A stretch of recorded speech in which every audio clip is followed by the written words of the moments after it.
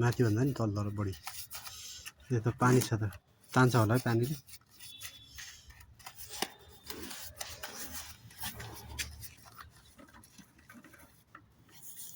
10 minute यतिकै घाम लाग्यो भने त केही फरक पर्दैन है त्यो बादल यहाँ आएर गड्किँदा त सुकिहाल्छ नि हैन सुक्दैन सुकिहाल्छ नि